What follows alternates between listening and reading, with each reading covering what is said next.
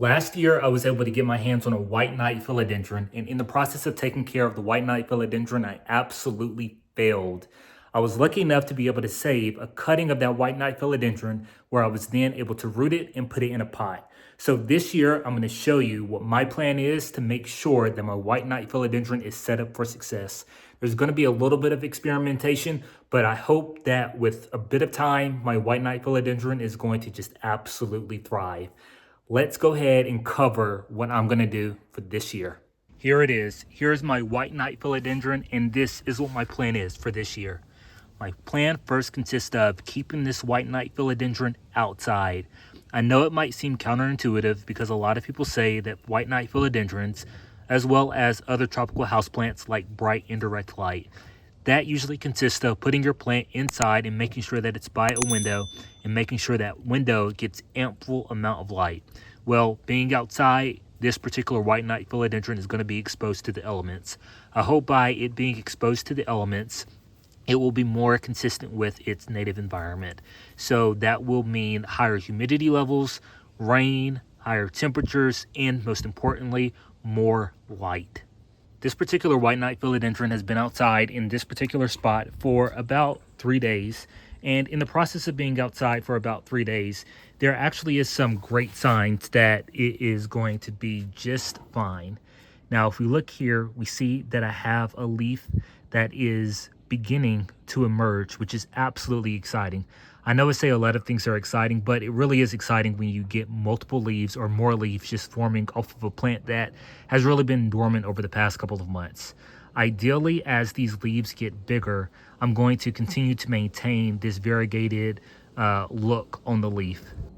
Yes, so it's really no surprise that I like to keep my plants outside because I do think by keeping my plants outside, it will give them the best opportunity to take off more quickly, as well as giving it the best opportunity to develop those big leaves that I'm truly a fan of with all of my houseplants. The white knight philodendron is no different.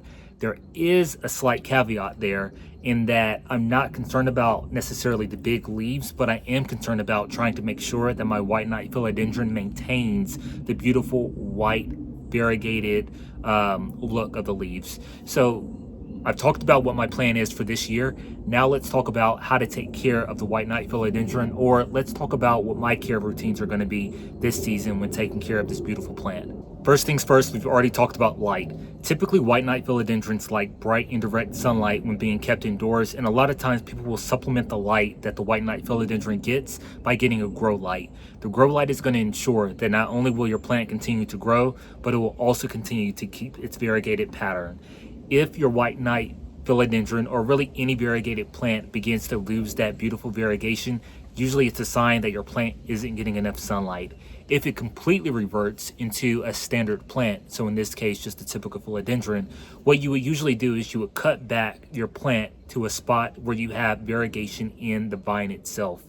If you have variegation in the vine itself, then chances are you're going to be able to get some additional variegation pushed up throughout the plant.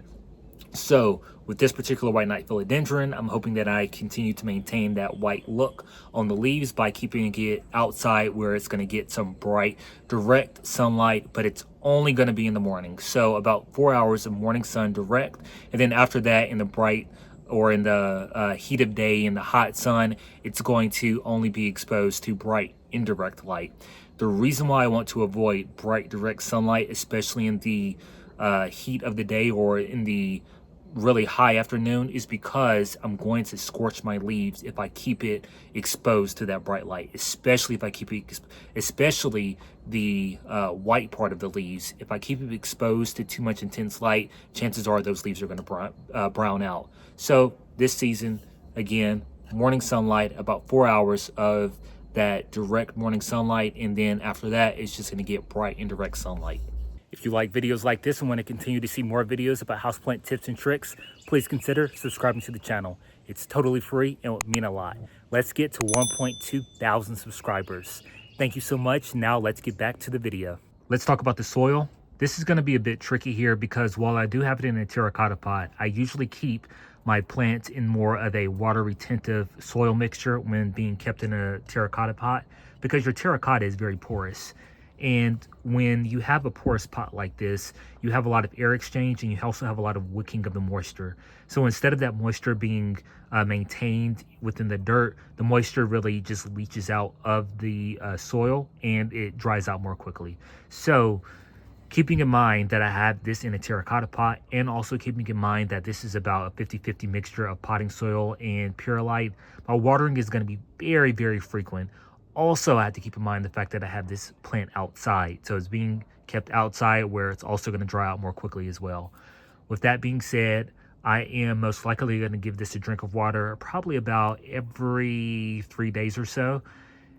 And I'm going to make sure that I water thoroughly. So thoroughly is going to consist of, when I water, I want to make sure that water comes out of the bottom of the pot, not the side of the pot, but the bottom of the pot.